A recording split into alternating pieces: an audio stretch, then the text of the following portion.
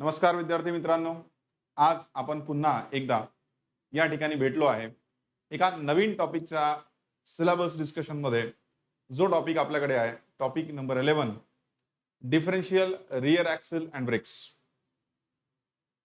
आपल्या सर्वांना माहिती आहे एमपीएससी ने नवीन सिलेबस दिला आहे आणि त्या सिलेबसनुसार आपण प्रत्येक टॉपिकचं या ठिकाणी सिलेबस अनालिसिस करण्याचा प्रयत्न करतोय की कुठला टॉपिक या ठिकाणी किंवा कुठल्या त्यामधले जे घटक आहेत ते किती महत्वाचे आहेत आणि या टॉपिकवरनं किती प्रश्न येण्याची शक्यता आहे हे आपण या ठिकाणी अभ्यासतोय. आणि त्याच सिरीज मधला आज आपण टॉपिक नंबर जो 11 आहे, differential real axle and breaks, तोच या ठिकाणी आपण बघणार आहोत. चला तर मग सुरू करूया. सुरू करण्याआधी परत एकदा मी प्रतीक आपल्या सर्वांचं या ठिकाणी अगदी मनापासून सहर्ष स्वागत करतो. विद्यार्थी मित्रांनो, आज या ठिकाणी पॉइंट नंबर 11 जो आपल्याकडे आहे differential rear axle and breaks, त्याच्यामध्ये आयोगानं आपल्याला कुठला सिलेबस दिलेला आहे तो आपल्याला बघायचा आहे. त्याच्यामध्ये सिलेबस दिलेला आहे डिफरन्शियल, सर्वात महत्वाचं आणि सर्वात पहिला टॉपिक आपल्याकडे आहे. डिफरन्शियलचं काय काय आहे, फंक्शन आहे, कन्स्ट्रक्शन आहे, वर्किंग आहे, वर्किंग प्रिन्सिपल आहे आणि ट्रान्सफर केस काय असते हे आपल्याला या ठिकाणी विचारण्यात घ्यायचं आहे.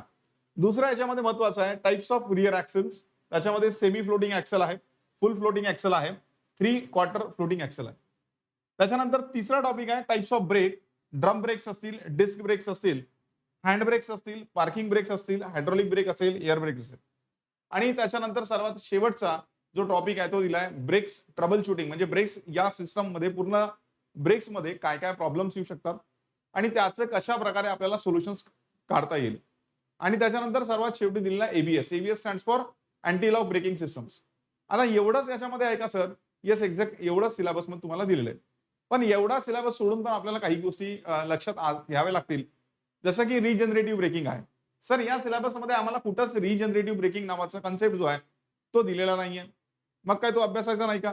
नाही, त्याला आपल्याला अभ्यासावं लागेल. कारण रिजनरेटिव्ह ब्रेकिंग जो आहे हा ब्रेक सोबत आणि तुमच्या इलेक्ट्रिक व्हेकल सोबत अटॅच सब्जेक्ट आहे.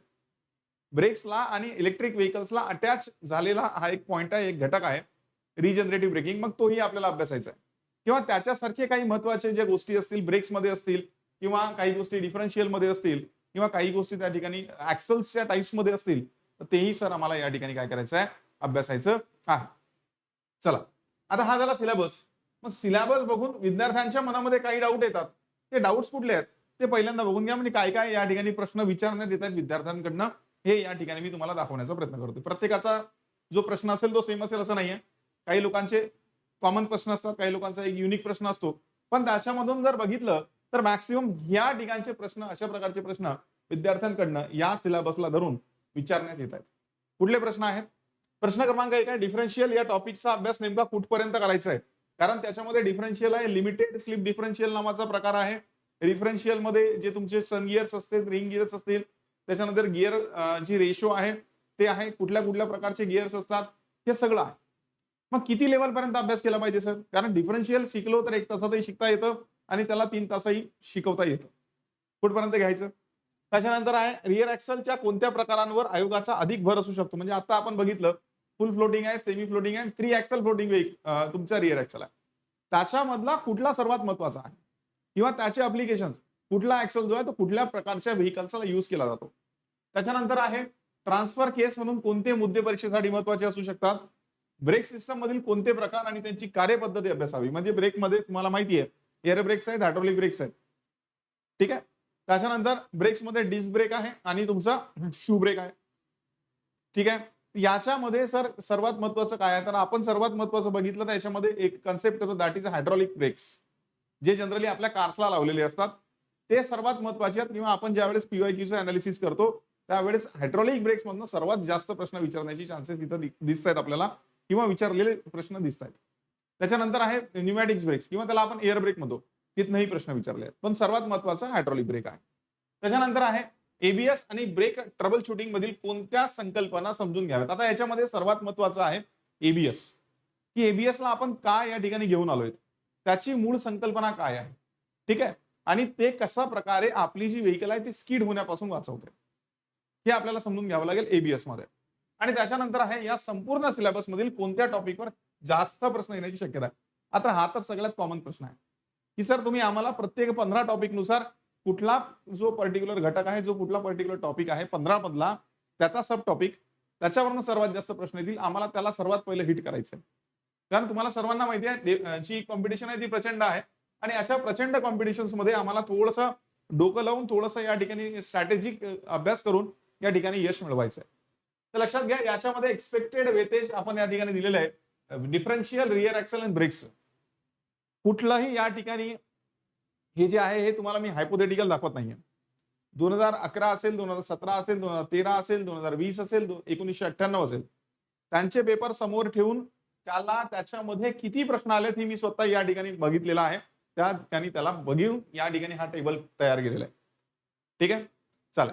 तर हे बघा लक्षात घ्या या ठिकाणी डिफरन्शियल नावाचा जो कन्सेप्ट आहे त्याच्यामध्ये तुम्ही बघू शकता की 2020 मध्ये एकही प्रश्न नाही, 17 मध्ये प्रश्न दिसतो, 13 मध्ये अजून प्रश्न नाही, 11 मध्ये प्रश्न दिसतो, 1998 मध्ये 2 प्रश्न आहेत. मग सर 2026 मध्ये काय होऊ शकतं? तर 2026 मध्ये 1 ते 2 प्रश्न या ठिकाणी आम्हाला विचारले जाऊ शकतात. बरोबर आहे? चला. आता जसं की तुम्हाला माहित असेल की हा जो टॉपिक आहे तो या आधी सिलेबसमध्ये एवढा डिटेलमध्ये विचारलेला नव्हता. फक्त काय दिलं होतं आपल्याला सिलेबसमध्ये? ऑटोमोबाईल इंजिनिअरिंग मध्ये फक्त आपल्याला एक घटक होता, दॅट इज 3 घटक होते. पहिला होता ऑटोमोबाईल इंजिनिअरिंग, दुसरा होता त्याच्यामध्ये व्हेइकल मेंटेनन्स आणि तिसरा होता मोटर व्हेइकल ऍक्ट आणि प्रत्येकी सेक्शन सी मधून प्रत्येकी 10 प्रश्न 10 प्रश्न 10 प्रश्न असे टोटल 30 प्रश्न यायचे. आज काय झालं सर? आज हा ऑटोमोबाईल इंजिनिअरिंग एवढा वास्ट झाला की या पूर्ण सब्जेक्ट मधूनच आम्हाला 30 ते 40 प्रश्न दिसू शकतात. मग या ठिकाणी प्रश्न कुठनं विचारायचा हा जो ही जी बाउंड्री आहे ती पण आता वाढलेली आहे. त्याच्यामध्ये पहिले सर आम्ही जर काही गोष्टी स्किप केल्या तर त्या चालत होत्या, पण आता ते तसं होणार नाही. आम्हाला खूप डिटेलमध्ये डेप्थमध्ये जाऊन या ठिकाणी अभ्यास करावा लागेल. त्याच्यानंतर दुसरा विषय आहे दॅट इज ट्रान्सफर केस. आता हा जो ट्रान्सफर केस आहे या ठिकाणी एकही प्रश्न विचारलेला नाहीये कुठल्याच वर्षी. पण जसं मी तुम्हाला आता बोललो की या ठिकाणी प्रश्न विचारण्याचे चान्सेस आता वाढलेत किंवा टोटल नंबर ऑफ क्वेश्चन्स आता आयोगाला जे विचारायचे आहेत या पूर्ण ऑटोमोबाईल इंजिनिअरिंग मधनं ते 30 ते 40 प्रश्न आता आयोग विचारणार आहे असं मला वाटतं. ठीक आहे? तर त्याच्यामधून इथं एक प्रश्न तुम्ही एक्सपेक्ट करू शकता. पुढे जाऊया. टाइप्स ऑफ रिअर ऍक्सल तुम्ही बघितलं तर रिअर ऍक्सल मध्ये 1998 मध्ये एक प्रश्न विचारलाय. 1-2 प्रश्न आपण इथेही त्याला अज्युम करू शकतो 2026 साठी. त्याच्यानंतर पुढचा घटक आहे दॅट इज अ ब्रेक्स. आता हे ब्रेक्स सर्वात महत्वाचं आहे या सर्वांमध्ये. दरवर्षी ब्रेक्सचा जनरली तुम्हाला प्रश्न दिसेल. बघा लक्षात घ्या. 2 प्रश्न 2020 ला आहेत, 17 ला 1 आहे, 13 ला 3 आहेत, 11 ला 1 आहे, 1998 ला 3 आहेत आणि याचंच उदाहरण घेतलं तर 2026 मध्ये 3 ते 4 प्रश्न हा सर्वात महत्वाचा टॉपिक आम्हाला या ठिकाणी दिसतोय. 5 स्टार याला लावतोय मी. कारण हा सर्वात महत्वाचा टॉपिक प्रत्येक वर्षी विचारला जातोय. म्हणजे तुम्ही विचार करा की ज्यावेळेस आयोग पूर्ण ऑटोमोबाईल इंजिनिअरिंगवर 10 प्रश्न विचारायचं त्यावेळेसही आयोगानं या टॉपिकवर 2 प्रश्न किंवा 3 प्रश्न किंवा 1 प्रश्न हा विचारला असेल. हा एवढा महत्वाचा टॉपिक आहे. पुढचा टॉपिक आहे that is a brake troubleshooting and ABS. आता याच्यामधनं तुम्ही बघा की एबीएस वर जास्त प्रश्न विचारले. एबीएस वर जास्त प्रश्न विचारलेत आणि तो प्रश्न विचारलाय 2017 ला. बाकी कुठेही प्रश्न विचारलेला नाही आणि आजही या टॉपिकवर प्रश्न येण्याचे चान्सेस आपण कन्सिडर करू शकतो. 1 ते 2 प्रश्न आम्ही कन्सिडर करू शकतो आणि अशा प्रकारे टोटल सर या सब्जेक्टचं किंवा या पॉईंटचा जो पॉईंट नंबर 11 आम्हाला सिलेबस मध्ये दिलेला आहे या पॉईंटचं टोटल वेटेज किती असू शकतं? तर टोटल वेटेज असू शकतं या ठिकाणी 7 ते 10 प्रश्न. 7 ते 10 प्रश्न टोटल वेटेज या ठिकाणी असू शकतं. ठीक आहे? असं मला वाटतं. परत एकदा सांगतो. कारण आपल्याकडे जज करण्यासाठी एक्झॅक्टली किती पेपर येतात, किती प्रश्न येतात पेपरमध्ये हे जज करण्यासाठी कुठलाही पीवायक्यूचा जो पेपर आहे या सिलेबसनुसार पेपर झालेला नाहीये. पहिल्यांदा हा पेपर होतोय आणि सर्व जजमेंट आहे. असं वाटतं की 7 ते 10 प्रश्न या ठिकाणी तुम्हाला विचारण्याची शक्यता असू शकते. आता हे झालं महत्वाचं की कुठला टॉपिक महत्वाचा आहे, किती प्रश्न आलीत आणि या टॉपिकवर 2026 मध्ये किती प्रश्न येऊ शकतात आणि टोटल नंबर ऑफ प्रश्न 11 नंबरच्या पॉईंटवर किती येऊ शकतात. हा सर्व विषय क्लिअर झालेला आहे. पुढे जाऊया. पुढे झाल्यानंतर आपला आता जर समजा डिफरन्शियल किंवा कुठलाही एक टॉपिक आपल्याला अभ्यासायचा आहे तर मी तुम्हाला सांगितलं की याच्यामध्ये किती डिटेल पर्यंत अभ्यास केला गेला पाहिजे. आपण एक प्रश्न बघितला याच्यामध्ये मी तुम्हाला सांगितलं की बघा याच्यामध्ये काय म्हटलंय डिफरन्शियल या टॉपिकचा अभ्यास नेमका कुठपर्यंत करायचा. एक बाउंड्री असेल ना डिफरन्शियल मध्ये केलं तर एक पूर्ण पुस्तक असेल डिफरन्शियलवर. मग काय ते पुस्तक 400 पानाचं पुस्तक आम्ही वाचणार आहे का सर? नाही. किंवा डिफरन्शियलचं फक्त काम काय आहे त्याची डायग्राम काय आहे एवढं समजून आमचं काम संपणार आहे का? नाही. आम्हाला एक्झामशी रिलेटेड एक्झाम काय आमच्याकडनं एक्सपेक्ट करतं त्यापर्यंत त्याचा अभ्यास केला गेला पाहिजे. म्हणजे अतिशय जास्त पण नको करायला आणि एकदम वरवर पण नको करायला. प्रश्न सुटले पाहिजेत जे एक्झाम मध्ये विचारले जाते. मग ते प्रश्न सुटण्यासाठी सर डिफरन्शियल मध्ये काय करणं गरजेचं आहे किंवा कुठल्याही पॉईंट मध्ये किती लेवल पर्यंत अभ्यास करणं गरजेचं आहे. तर बघा लक्षात घ्या, याच्यामध्ये डिफरन्शियलचं फंक्शन आहे, कन्स्ट्रक्शन आहे, वर्किंग प्रिन्सिपल आहे आणि टाइप्स आहेत. तर टाइपची ही बेसिक आयडिया आम्हाला असली पाहिजे. दुसरा टॉपिक आहे that is a transfer case. Transfer केसचं फंक्शन असेल, लेआउट असेल, वर्किंग असेल, ते कसं होतं हे आम्हाला अभ्यासावं लागेल. त्याच्यानंतर आहे रिअर ऍक्सल. रिअर ऍक्सल साठी सेमी फ्लोटिंग आहे, 3/4 फ्लोटिंग आहे आणि फुल फ्लोटिंग आहे. या तिन्ही रिअर ऍक्सलचे टाइप्स आम्हाला अभ्यासायचे आहेत. कुठलाही टाइप सोडून चालणार नाही, कारण सिलेबस मध्ये क्लिअरली ते मेन्शन करून दिलेलं आहे. त्याच्यानंतर ड्रम ब्रेक आहे. ड्रमचं मग कन्स्ट्रक्शन असेल, वर्किंग असेल, ऍडव्हान्टेज डिसएडव्हान्टेज असतील, डिस्क ब्रेकचे कन्स्ट्रक्शन असतील, वर्किंग असतील, कंपॅरिझन असेल, disc brake versus drum brake, हे खूप महत्वाचं आहे. ठीक आहे, दिस इज कंपॅरिझन. आणि हे कंपॅरिझन या ठिकाणी खूप महत्वाचं आहे, व्हेरी इम्पॉर्टंट. कारण या ठिकाणी प्रश्न तुम्हाला डायरेक्टली तिथनच विचारला. कसं आहे, कंपॅरिझनचा प्रश्न विचारला की दोन्ही ठिकाणी विचारता येतो. दोघांचं कंपॅरिझन करण्यासाठी तुम्हाला दोघांना शिकावं लागेल ना. मग दोन्ही याचं जर एकत्रित प्रश्न विचारायचा आहे तर कंपॅरिझन हे बेस्ट सोल्युशन आहे त्या ठिकाणी. त्याच्यानंतर पार्किंग ब्रेक्स मध्ये हँड ब्रेकचं मेकॅनिझम कसं असतं ते तुम्हाला विचारलं जाऊ शकतं. हँड ब्रेक्स जनरली कुठल्या व्हील्सला लागतात, रिअरला लागतात, फ्रंटला लागतात, दोघांना लागतात, असं पण विचारलं जातं. बऱ्याच वेळ हा प्रश्न विचारला जातो. हायड्रोलिक ब्रेक्स मध्ये कंपोनंट्स आहेत, वर्किंग आहेत, मास्टर सिलेंडर आहे. आणि या ठिकाणी हे जे मास्टर सिलेंडर आहे हे अगेन या ठिकाणी खूप महत्वाचं आहे. इथं प्रश्न विचारले जात आहेत, व्हेरी इम्पॉर्टंट, मास्टर सिलेंडर. त्याच्यानंतर आहे air brakes, components, working, applications मध्ये हेवी व्हेकल्सला कुठले ब्रेक्स लावले असतात, तर एअर ब्रेक्स लावलेले असतात. हा प्रश्न एक महत्वाचा आहे. एबीएस मध्ये कंपोनंट आहेत, वर्किंग आहेत, ऍडव्हान्टेज आहेत की एबीएस आम्ही का लावतो. त्याच्यानंतर ट्रबल शूटिंगचा विचार केला तर common defects and remedies in a brake system, हे या ठिकाणी सर्व आपल्याला अभ्यासावं लागेल. हे काही सब टॉपिक्स आहेत जे तुम्हाला अभ्यासायचे आहेत. सिलेबस मध्ये तुम्हाला खूप शॉर्ट मध्ये दिलेलं असतं, पण त्याचे सब टॉपिक्स काय आहेत किंवा कुठून प्रश्न विचारला जाऊ शकतो हेही समजणं गरजेचं असतं. फक्त एवढं वाचून किंवा ते चॅप्टरचं नाव वाचून डिफरन्शियल वाचलं आणि झालं असं काही होत नाही. ठीक आहे, चला. आता त्याच्यानंतर परत तुम्हाला एकदा सांगण्याचा प्रयत्न केलेला आहे की कुठला टॉपिक किती महत्वाचा आहे. तर लक्षात घ्या, या ठिकाणी डिफरन्शियल जो आहे तो महत्वाचा आहे.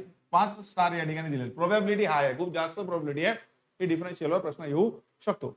त्याच्यानंतर आहे ड्रम अँड डिस्क ब्रेक, त्याच्यामध्ये खूप जास्त प्रोबॅबिलिटी आहे.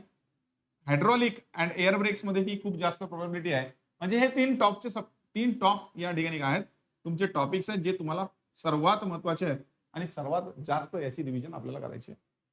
त्याच्यानंतर सर सेकंडरी टॉपिक्स कुठले आहे याच्यामध्ये, तर सेकंडरी टॉपिक्स मध्ये तुम्ही बघू शकता रिअर ऍक्सल आहे आणि तुमचं एबीएस आहे. रिअर ऍक्सल आहे आणि एबीएस आहे, हे तुमचे सेकंडरी टॉपिक्स आहेत. आणि टर्शरी टॉपिक्स आहेत transfer case and brakes, troubleshooting, हा तुमचा टर्शरी टॉपिक आहे. म्हणजे सर्वात कमी प्रश्न या ठिकाणी तुमचा ट्रान्सफर केस आणि ब्रेक्स ट्रबल शूटिंग वर असतील. सर्वात जास्त प्रश्न डिफरन्शियल, ड्रम डिस्क ब्रेक आणि हायड्रॉलिक एअर ब्रेक्स वर असतील. आणि मीडियम लेवलचे प्रश्न तुमचे रिअर ऍक्सल आणि एबीएस वर या ठिकाणी विचारले जाऊ शकतात. म्हणजे अशा प्रकारे या जो टॉपिक आहे याचं जे इम्पॉर्टन्स आहे ते आम्ही डिसेंडिंग ऑर्डरनं सेट करू शकतो सर, की याच्यामध्ये सर्वात महत्वाचे हे असे टॉपिक आहेत. आणि टोटल नंबर ऑफ क्वेश्चन मी तुम्हाला सांगितलं 7 ते 10 प्रश्न किंवा 8 ते 10 प्रश्न तुम्ही अजून करू शकता. आता याच्यामध्ये दिलेले 1 2 3 4 8 आणि 2 10 प्रश्नाचं वेटेज याच्यामध्ये दिलेलं आहे, पण 8 ते 10 प्रश्न याच्यामध्ये येऊ शकतात असं आम्हाला वाटतं. तर हे आहे तुमचं सिलेबस एक थोडासा ओव्हरव्ह्यू तुमच्या डिफरन्शियल, रिअर ऍक्सल अँड ब्रेक हा जो पर्टिक्युलर सेक्शन आपल्याला 11 नंबरच्या टॉपिकमध्ये दिलेला आहे त्याचा एक पर्टिक्युलर रिव्ह्यू आपण या ठिकाणी घेण्याचा प्रयत्न केला. परत एकदा सांगतो मित्रांनो, स्पर्धा ही मेहनतीची नसते. लक्षात घ्या, आपण स्पर्धा परीक्षेचा अभ्यास करतोय आणि स्पर्धा ही मेहनतीची नाहीये. मी किती मेहनत करतोय आणि माझा अपोनंट किंवा माझा जो मित्र असेल, आम्ही दोघंही एकत्र पेपर देतोय, एकच पेपर देतोय आणि त्याच्यामध्ये तो किती मेहनत करतोय, मी किती मेहनत करतोय याची स्पर्धाच नाहीये. ऑब्वियस आहे, काही लोक 10 तास अभ्यास करत असतील, काही लोक 5 तास अभ्यास करत असतील, काही लोक 7 तास अभ्यास करत असतील. मग फक्त असं आहे का की 10 तास जो अभ्यास करतोय त्याचं सिलेक्शन होईल, नाही. काही ठिकाणी आपण असंही बघतो की जो 7 तास अभ्यास करतो त्याचंही सिलेक्शन होतं, कधी काळी 5 तास अभ्यास करणाऱ्याचं सिलेक्शन होतं. याचा अर्थ मला असं म्हणायचं नाहीये की तुम्ही फक्त 5 किंवा 7 तास अभ्यास करा. तुम्हाला जेवढं मॅक्सिमम पॉसिबल आहे तेवढं तुम्हाला तुमचं एफर्ट द्यायचं आहे. पण मला सांगायचं काय आहे की मेहनतीची फक्त स्पर्धा नसते, तर योग्य दिशेने केलेल्या मेहनतीची स्पर्धा असते. आपल्याला दिशा ठरवावी लागेल, आपल्याला स्ट्रॅटेजी ठरवावी लागेल की या ठिकाणी आम्हाला कशा प्रकारे हे सर्व जे आहे कमी वेळामध्ये चांगल्या प्रकारे कव्हर करायचंय. ठीक आहे. आता लक्षात घ्या याच्यामध्ये आपल्याला कसं स्टडी स्मार्ट करायची. मी तुम्हाला काय सांगितलं? मेहनत करायची आहे, पण ती योग्य दिशेने करायची आहे. तर ती दिशा कशी ठरवायची आपल्याला? दिशा ठरवताना focus on high weightage topics. जे महत्त्वाचे टॉपिक आहे त्याच्यावर जास्त फोकस करायचा आहे. Practice PYQs and concept. PYQs खूप महत्त्वाचे आहेत, कारण असं बघितलं गेलंय ऑटोमोबाईल इंजिनिअरिंगमध्ये, की बराच वेळ जे वेगवेगळ्या एक्झाममध्ये विचारले जाणारे क्वेश्चन्स आहेत, ते बराच वेळ रिपीटेड होतात. मग पीवायक्यूची प्रॅक्टिस त्या ठिकाणी आपल्याला महत्त्वाची ठरते. त्याच्यानंतर आहे अॅनलाइज, अंडरस्टँड अँड रिव्हिजन. पहिलं समजून घ्या काय कन्सेप्ट आहे आणि त्याच्यानंतर त्याची रिव्हिजन करा. त्याच्यानंतर त्याचे पीवायक्यूचे क्वेश्चन्स जे आहेत ते तुम्हाला सोडवायचे आहेत. त्याच्यानंतर आहे कन्सिस्टन्सी टुडे, सक्सेस टुमॉरो. आज जर आम्ही कन्सिस्टन्सी ठेवली अभ्यासामध्ये, तर हे उद्याचं ध्येय, उद्याचं सक्सेस आम्हाला देणार आहे. उद्या आम्हाला घालायला वर्दी जी मिळणार आहे, ती आजच्या कन्सिस्टन्सीमुळे मिळणार आहे. त्याच्यामुळे असं मुळीच समजू नका, की सर एक्झामला वेळ आहे, एक्झाम फॉर्म भरण्याची, फिलिंग करण्याची डेट आहे, ती वाढते आहे किंवा कदाचित एखाद्या वेळेस एक्झाम डेट वाढली किंवा एखाद्या वेळेस असा इन्सिडेंट होतो, की आमचं लक्ष अभ्यासामध्ये लागत नाही. मग त्यावेळेस काय करायचं? तर त्यावेळेस ही गोष्ट लक्षात ठेवायची. आज जर आम्ही सतत सातत्यानं अभ्यास केला, कन्सिस्टन्सी ठेवली, तर उद्या हीच कन्सिस्टन्सी आम्हाला आमच्या वर्दीपर्यंत पोहोचवणार आहे. ठीक आहे? चला. तर एवढं सगळं तुम्हाला मला सांगायचं होतं. एक छोटंसं या टॉपिकचा जो ओव्हरव्ह्यू आहे, तो देण्याचा मी या ठिकाणी प्रयत्न केला. आज एवढंच बोलून या ठिकाणी मी थांबतो. आपणास हे कंटेंट आवडलं असेल, तर आपल्या मित्रांपर्यंत जरूर पोहोचवा. एवढंच या ठिकाणी सांगतो आणि या ठिकाणी थांबतो. Thank you. Thank you so much.